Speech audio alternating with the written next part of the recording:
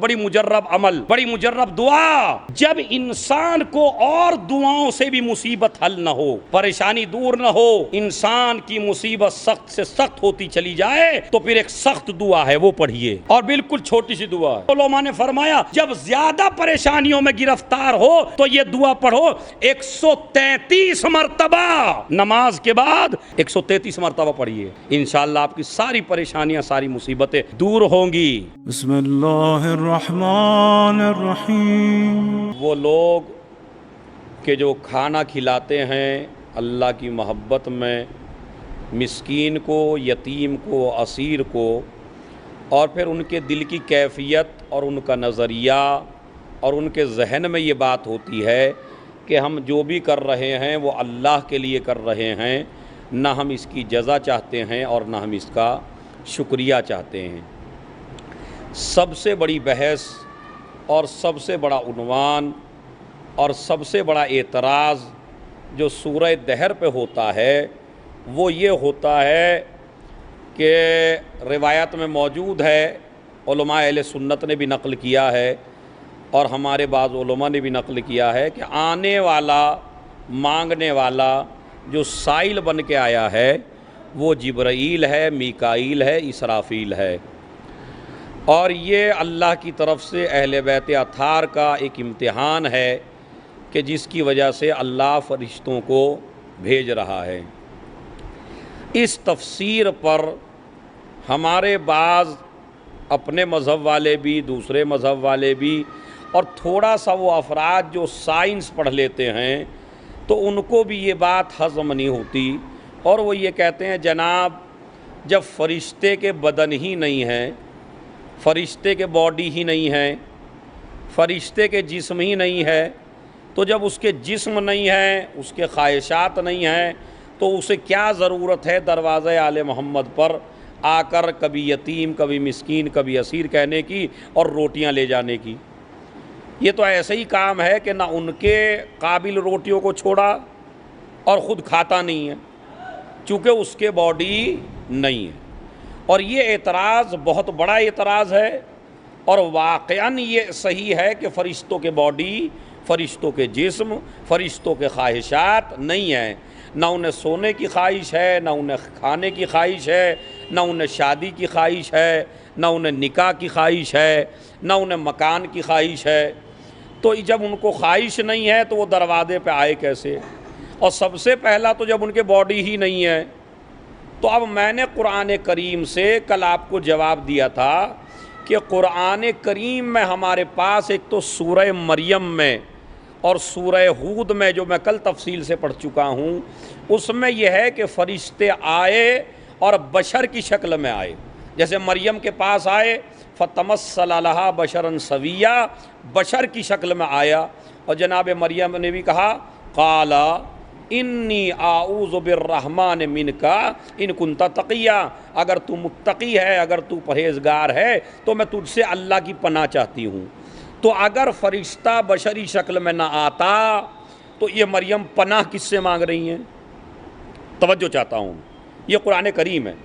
یعنی اگر اس کے بدن نہیں ہے، باڈی نہیں تھی، تو پھر پناہ کس سے مانگ رہی تھی؟ دوسرا مسئلہ، جناب ابراہیم نے دسترخوان بچھا دیا، بکرا بھون کے، بچھڑا بھون کے سامنے رکھ دیا، کہا بسم اللہ کریے. جب دیکھا فلما راى لا تصل الیہ ایدیہم، جب دیکھا ان کے ہاتھ بڑھتے ہی نہیں ادھر، تو ہاتھ تبھی تو بڑھے گا نا جب ہاتھ ہوگا. توجہ چاہتا ہوں.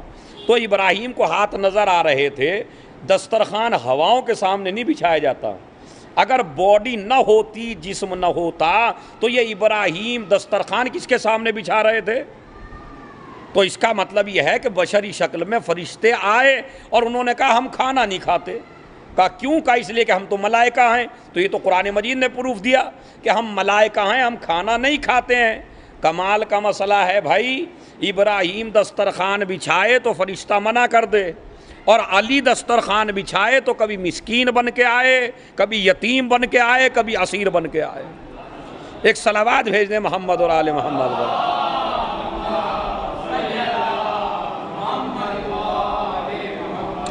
تو کبھی یتیم، کبھی مسکین، کبھی اسیر. مسئلہ پھر وہی آ جاتا ہے، جب یہ کھاتے نہیں ہیں تو لے کیوں گئے؟ تو سوال یہ پیدا ہوتا ہے، ہم یہ نہیں کہہ رہے کہ یہ کھاتے ہیں، ہم یہ کہہ رہے ہیں کہ یہ لے گئے۔ کہاں لے گئے؟ کہا جنت میں لے گئے۔ تو جنت میں کھانے والوں کی کوئی کمی نہیں ہے، جتنے مومن ہیں وہاں ہوں گے، جتنے انبیاء ہیں وہاں ہوں گے، جتنے مرسلین ہیں۔ اچھا یہ بھی ہے کہ جنت میں کھائیں گے بھی، جنت کی نعمتیں جنت والے استعمال کریں گے یا نہیں کریں گے؟ تو ٹھیک ہے جنت میں لے گئے، باعتبار تبرک لے گئے تاکہ چاہنے والوں کو وہاں جا کے تقسیم کریں، تو اس میں کون سے اعتراض کی بات ہے؟ اب رہا یہ مسئلہ باڈی نہیں ہوتی، تو قرآن کریم سے میں نے ثابت کر دیا کہ باڈی ہوتی نہیں ہے، لیکن اللہ اگر چاہے تو انہیں باڈی دے سکتا ہے، جیسا کہ 2 واقعے میں نے قرآن سے بیان کیے۔ اچھا یہ اعتراض کبھی کبھی آتا ہے فطرس کے واقعے میں بھی، کہ جناب ایک فرشتہ تھا، اسے گہوارے حسین سے مس کر دیا گیا اور وہ ٹھیک ہو گیا۔ یہ تو شیعوں کی بنائی ہوئی باتیں ہیں، یہ تو شیعوں کے اپنے عقیدے ہیں، اس کا قرآن اور حدیث سے کوئی رابطہ نہیں ہے۔ بھلا ایسے کہ جس کے باڈی نہیں ہے، بھائی روایت میں موجود ہے ایک فرشتہ ایسا ہے جس کا سر آسمان میں ہے، پیر زمین میں ہے، ایک ہاتھ مشرق میں ہے، ایک ہاتھ مغرب میں ہے۔ تو اگر اس کی باڈی ہو جائے تو تمہیں چلنے دے گا زمین پر؟ وہ نہیں چلنے دے گا۔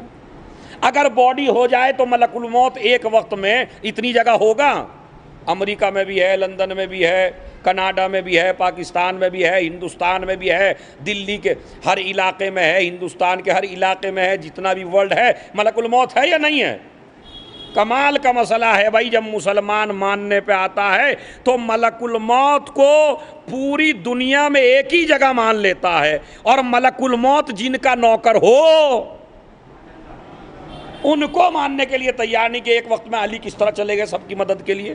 جس طرح ملک الموت ہر جگہ مارنے کے لیے پہنچ سکتا ہے، اسی طرح ملک الموت کا آقا مشکل کشائی کرنے کے لیے ہر جگہ جا سکتا ہے۔ ایک صلوات بھیج دیں محمد اور آل محمد کو۔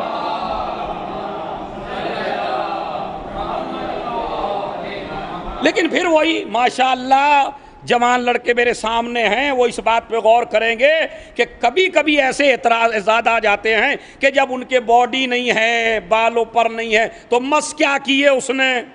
تو یہ تو ہم نے قرآن سے ثابت کر دیا کہ اللہ چاہے تو باڈی ہو سکتی ہے۔ واقعہ کیا ہے؟ واقعہ ہماری معتبر کتابوں میں ہے۔ شیخ صدوق علیہ الرحمہ نے اپنی امالی میں لکھا، شیخ طوسی علیہ الرحمہ کی دعاؤں کی کتاب ہے مصباح المتہجد، اس کی دعاؤں میں ایک دعا جو 3 شعبان کو پڑھی جاتی ہے اس میں اس واقعے کی طرف اشارہ ہے۔ مفاتیح الجنان میں علامہ شیخ قمی علیہ الرحمہ ان کی کتاب میں جو 3 شعبان کو دعا پڑھیں گے اس میں ہے وَآذَا فطرسو بِمَہْدِهِ، اور فطرس نے پناہ مانگی حسین کے گہوارے سے، وَنَحْنُ عَائِذُونَ بِقَبْرِهِ، اور ہم پناہ مانگتے ہیں، ہم شفا مانگتے ہیں قبر حسین سے۔ یہ دعا کے فقرے موجود ہیں جو مفاتیح الجنان میں موجود ہیں، مصباح المتہجد میں موجود ہیں۔ شیخ طوسی نے لکھا، شیخ صدوق نے لکھا، مناقب شہر آشوب میں ہے، بہار الانوار میں ہے، راوندی نے الخرائج والجرائع میں لکھا۔ اسی طرح مناقب کی کتابیں بھری ہوئی ہیں جس میں یہ فطرس کا واقعہ موجود ہے۔ اب یہ واقعہ کیا ہے وہ سن لیجئے۔ دیکھیں اس واقعے پر قالی حسین ابن علی سے جو مسئلہ ہے اس پہ سب کا اعتراض ہوتا ہے، کہا جناب کیا ہوا تھا اس فرشتے کو؟ تو اس کے لیے ہمارے پاس 2 روایتیں موجود ہیں کہ فرشتے کو یہ ہوا تھا کہ یہ کچھ فرشتوں کا مولا تھا، 1000 یا 2000 یا کچھ بھی لگا لیجئے آپ، کافی فرشتے ایسے تھے جو اس کے انڈر تھے اور یہ ان کا مولا تھا، ان کا سردار تھا۔ تو اس کے ذہن میں ایک بات آئی کہ مجھ جیسا کوئی نہیں ہے، مجھ جیسا کوئی نہیں ہے۔ یہ فرشتے معصوم ہیں لیکن ترک اولا ہو سکتا ہے۔ ہم غلطی نہیں کہتے فرشتے نے کی، ہم گناہ نہیں کہتے فرشتے نے کیا، اس لیے کہ وہ معصوم ہے، معصوم سے گناہ نہیں ہوتا، لیکن ترک اولا تو ہو سکتا ہے بھائی۔ تو ذہن میں آئی بات اس کے، اللہ نے اس کو عذاب میں مبتلا کر دیا۔ دوسری روایت ہمارے پاس یہ ہے کہ جب فرشتوں کے سامنے ولایت علی ابن ابی طالب کو پیش کیا گیا اور کہا یہ تم سب کا مولا ہے. تو چونکہ یہ بھی مولا تھا فرشتوں کا، اس نے سب نے ایک دم اقرار کر لیا علی ہمارے مولا ہیں. فطروس انکار نہیں کیا. دیکھیں میری بات پہ توجہ دیں اور غور کریں، مسئلہ بڑا بھاری ہے، اور یہ مجلس اسی لیے ہے تاکہ بھاری بھاری مسئلے حل ہوں. اس میں انکار نہیں کیا ولایت کا، خالی سستی کی قبول کرنے میں. ابتا کا لفظ ہے، ابتا یعنی سستی کرنا، سستی کی ولایت کو قبول کرنے میں انکار نہیں کیا. دیکھیں انکار الگ ہے، سستی الگ ہے. سستی کی ولایت کو قبول کرنے میں تو اللہ، اور یہ کہا بھائی میں تو خود ہی مولا ہوں، ذہن میں یہ بات آئی میں تو خود ہی مولا ہوں، مگر اس کے بعد قبول بھی کر لیا. اللہ نے چونکہ ترک اولا مانا گیا اس فرشتے کا، تو اللہ نے اس فرشتے کو عذاب میں مبتلا کیا. 700 سال یہ فرشتہ عذاب الہی میں مبتلا رہا. ادھر امام حسین علیہ السلام کی ولادت ہوئی، ادھر جبرائیل عرش سے چلا مبارکباد دینے کے لیے 1000 فرشتوں کے ساتھ. اب وہ چلا مبارکباد دینے کہاں آ رہا ہے بھائی؟ چلا کہاں سے؟ عرش سے. مبارکباد دینے کہاں آ رہا ہے؟ فرش کے اوپر. اس کا مطلب یہ ہے کہ پوری دنیا کی معراج ہے عرش پر جانا، اور عرش والوں کی معراج ہے در حسین پر آنا. ایک صلوات بھیج دیں محمد اور آل محمد پر.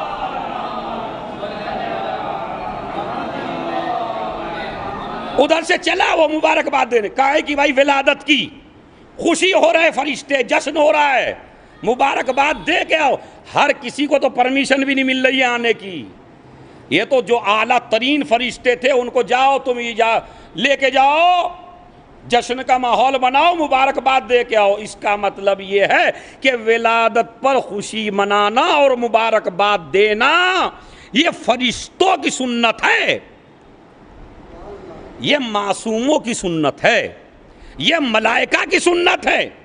اور یاد رکھیے یہ جو ہماری مجلس ہے اور ہماری محفل ہے، اس کو واقعاً ہونا چاہیے اور برپا ہونی. ولادت پہ محفل اور جشن اور مبارکباد اور شہادت پہ مجلس اور تابوت، یہ سب ہونا چاہیے. اس لیے کہ اگر آپ بعض ہمارے مسلمان بھائی تو کہتے ہیں شرک ہے، انہیں آج تک شرک کے معنی ہی نہیں پتا ہے کہ کیا ہیں. جہالت اتنی ہے ان کے دماغ میں کہ انہیں آج تک یہ نہیں پتا. بھائی شرک کی تعریف کیا ہے؟ کہ اللہ کے ساتھ کسی کو شریک قرار دینا. تو ہم نے کہا پھر آپ ہیں سب سے بڑے مشرک، جو نہ مجلس کرتے نہ محفل کرتے. تو مشرک ہم تھوڑے ہی ہوئے کر کے. کہنے لگے بھائی یہ کیسے؟ میں نے کہا کرنا شرک نہیں ہے، نہ کرنا شرک ہے. وہ کیسے؟ مجھے آپ یہ بتائیے کوئی دن ایسا آیا کہ جب تمام شیعہ نے حیدر کرار نے مل کے جشن منایا ہو، بہت بڑا جشن ہوگا آج ہمارا خدا پیدا ہوا ہے؟ ہوا کبھی ایسا؟ نہیں ہوا. مطلب پورے سال میں کبھی ایسا ہوتا ہے بھائی آج زیادہ خوشی مناؤ اللہ میاں پیدا ہوئے ہیں، پروردگار پیدا ہوئے ہیں، خدا پیدا ہوئے ہیں؟ نہیں منایا نا جشن. اچھا کسی دن ایسا بھی نہیں ہوا کہ ہم نے بڑی ساری مجلس کی ہو، پوری دنیا کو اکٹھا کیا ہو، آج اللہ میاں شہید ہو گئے، دنیا سے چلے گئے؟ یہ بھی نہیں کیا. کیوں؟ اس لیے خدا نہ پیدا ہوتا ہے اور خدا نہ شہید ہوتا ہے، نہ اس کی ولادت ہوتی ہے نہ اس کی شہادت ہوتی ہے. وہ شروع سے ہے، ہمیشہ سے ہے اور ہمیشہ. تو یہی تو خدا ہے. اب آئیے، آپ اللہ کی محفل نہیں ہوتی، اللہ کی مجلس بھی نہیں ہوتی، تو اگر آپ کسی بندے کی محفل اور مجلس نہ کریں تو گویا کہ آپ شریک کر رہے ہیں اسے خدا کے ساتھ، کیونکہ نہ خدا کی ولادت ہوئی نہ خدا کی شہادت ہوئی.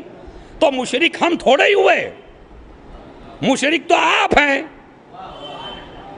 چونکہ اہل بیت اطہار میں خدا کے صفات پائے جاتے ہیں، اس لیے ہم نے ولادت کر کے بتایا یہ خدا نہیں ہے. ایک صلوات بھیج دیں محمد اور آل محمد پر.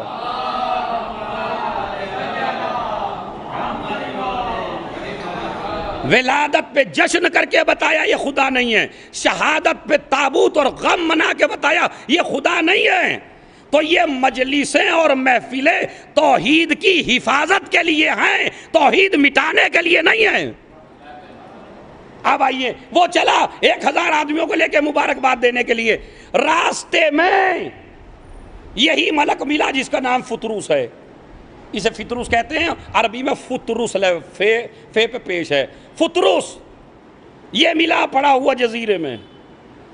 اس نے کہا کہاں جا رہے ہو؟ کہا اللہ نے ایک بہت بڑی نعمت نازل کی ہے پیغمبر کے گھر حسین ابن علی کی شکل میں، لہٰذا ہم رسول کو مبارکباد دینے کے لیے جا رہے ہیں۔ اس نے کہا اگر ہو سکے تو مجھے بھی لے چلو، میں بھی عذاب میں مبتلا ہوں، ہو سکتا ہے رسول کی دعا سے اور اس بچے کی برکت سے میں بھی شفا پا جاؤں۔ فرشتوں نے اٹھا لیا۔ میں یہاں پہ آپ کو روکنا چاہتا ہوں، اگر آپ کسی فنکشن میں کسی خوشی میں جا رہے ہوں اور ایک اپاہج آدمی لنگڑا آدمی آپ کو مل جائے اور کہے مجھے بھی اٹھا کے چلو، آپ اٹھائیں گے؟ نیا سوٹ پہنے ہوئے ہیں آپ، ٹائی لگائے ہوئے ہیں آپ، پریس کا سوٹ پہنے ہیں، بڑا بہترین سوٹ پہن کے چلیں، کہنے لگے میاں خود تو چلا نہیں جا رہا اسے لے کے چلیں گے؟ بھائی یہی سمجھ لے یہ حسینیت نہیں ہے۔ آ رہے ہیں حسین کے دروازے پر، مگر ایک پریشان حال نے پکارا تو جبرائیل نے مدد کر کے بتایا سب سے بڑی حسینیت ہے کسی پریشان کی مدد کرنا۔ اگر ایسے ہی چھوڑ کے نکل جاتے تو یہ حسینیت نہیں ہے۔ حسینیت نام ہی ہے پریشان لوگوں کی مشکل کشائی کرنا، ان کی مصیبتیں حل کرنا، ان کی پریشانیاں حل کرنا، اس کو اٹھا کے لے کے چلیں۔ پہنچ گئے پیغمبر کی خدمت میں، پورا حال بیان کیا فطروس کا۔ اب میں نے 2 روایتیں آج ہی پڑھی ہیں، ایک روایت یہ ہے، اس میں ایک روایت یہ بھی ہے جو میں پڑھ رہا ہوں۔ نبی نے کہا اس کا واقعہ کا عذاب میں مبتلا ہے، فعرض علیہ رسول اللہ ولایت امیر المومنین۔ ایک مرتبہ رسول نے کہا کرو اقرار کہ علی تمہارا مولا ہے، کرو اقرار۔ جو میں نے روایت بتائی تھی آپ کو پہلے وہ بھی ہے ایک دوسری روایت کیا ہے جو مشہور ہے، اس میں ہے کہ یا رسول اللہ یہ پریشان ہے، عذاب میں مبتلا ہے، اسے آپ مس کرا دیجئے، دعا کر دیجئے اس کے لیے۔ نبی نے کہا آج میری دعا کی ضرورت نہیں ہے، یہ جو بچہ پیدا ہوا ہے، توجہ چاہتا ہوں، یہ جو بچہ پیدا ہوا ہے اس سے جا کے مس کر دو۔ اب یہاں بھی دعاؤں کا جو فقرہ ہے وہ یہ ہے اس کے گہوارے سے مس کر دو، اور کسی روایت میں جملہ ہے حسین سے مس کر دو۔ ہو سکتا ہے دونوں سے مس کیا ہو، گہوارے سے مس کیا ہو، حسین سے مس کیا ہو، دونوں باتیں دونوں روایتیں میں کیوں پڑھ رہا ہوں؟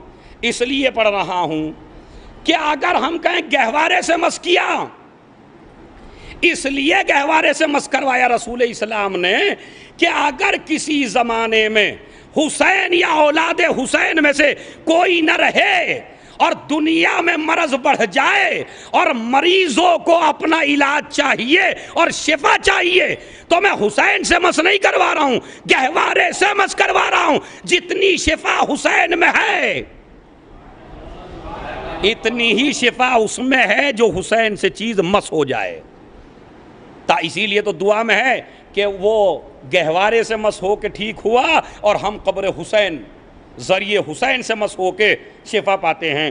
تو ایک تو مسئلہ یہ ہے کہ نبی کو بتانا تھا اگر حسین نہ رہے کسی دور میں تو جو چیز حسین سے، عباس سے، اہل بیت سے، ائمہ سے منسوب ہو اس میں بھی اللہ نے وہی شفا رکھی ہے۔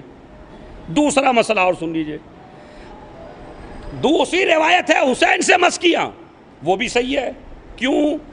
اس لیے کہ اگر اہل بیت کے دشمن بہت زیادہ ہیں، وہ یہ کہیں گے جناب اسے مرض کچھ اور تھا، اور وہ جو لکڑی تھی جس سے گہوارہ بنا تھا وہ تو اس لکڑی میں کوئی خاص بات تھی کہ جیسے ہی بدن سے مس ہوئی بدن ٹھیک ہو گیا۔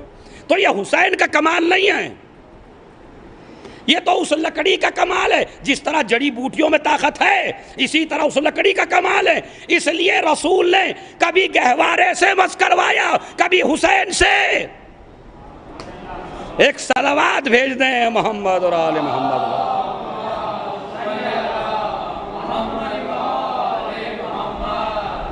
اچھا مسکرہ ہے، بالکل ٹھیک ہو گیا، وہ فطرس فرشتہ بالکل ٹھیک ہو گیا، اور ٹھیک ہو کے اس نے پرواز شروع کی، اور پرواز کر کے کہتا انا عتیق الحسین من مثلی، ہے کوئی جو میرے جیسا ہو؟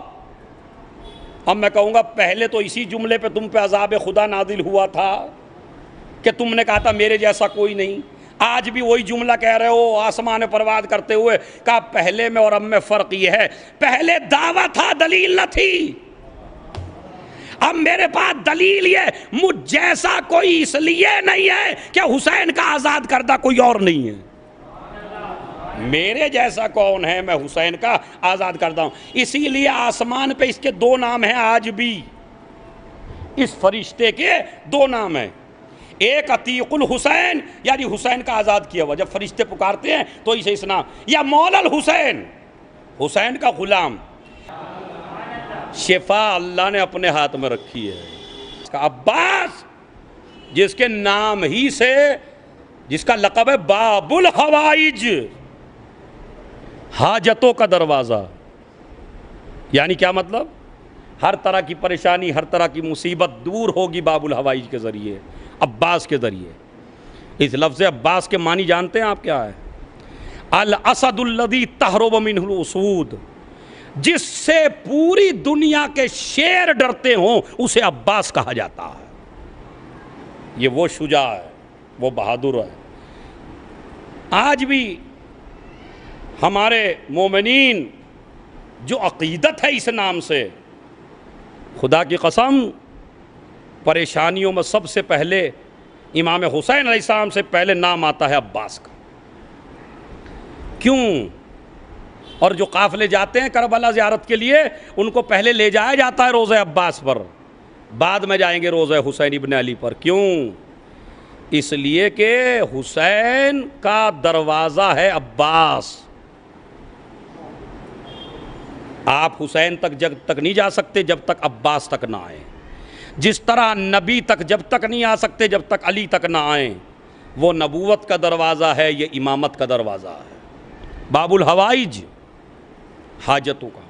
اسی لیے ایک دعا ہے، میں 8 تاریخ کو بتانا چاہتا ہوں، بڑی مجرب عمل، بڑی مجرب دعا، جب انسان کو اور دعاؤں سے بھی مصیبت حل نہ ہو، پریشانی دور نہ ہو، انسان کی مصیبت سخت سے سخت ہوتی چلی جائے، تو پھر ایک سخت دعا ہے، وہ پڑھیے، اور بالکل چھوٹی سی دعا ہے، یا کاشف الکرب عن وجہ الحسین اکشف کربی بحق اخیک الحسین، یا کاشف الکرب عن وجہ الحسین، اے حسین کی پریشانیوں کو دور کرنے والے، میری پریشانیاں بھی دور کر، تجھے حسین ابن علی کا واسطہ۔ یہ کس سے کہتے ہیں آپ؟ حضرت عباس سے۔ عباس میں 133 عدد ہیں، 133 عباس کے عدد ہیں۔ اسی لیے علماء نے فرمایا جب زیادہ پریشانیوں میں گرفتار ہو تو یہ دعا پڑھو 133 مرتبہ نماز کے بعد، یا کاشف الکرب عن وجہ الحسین اکشف کربی بحق اخیک الحسین، 133 مرتبہ پڑھیے، انشاءاللہ آپ کی ساری پریشانیاں، ساری مصیبتیں دور ہوں گی۔ اس لیے کہ باب الحوائج ہے۔ یہ لقب یا امام موسیٰ کاظم کا ہے باب الحوائج، یا حضرت عباس کا ہے۔ ساری مصیبتیں دور ہو جاتی ہیں حضرت عباس سے، اس لیے کہ عباس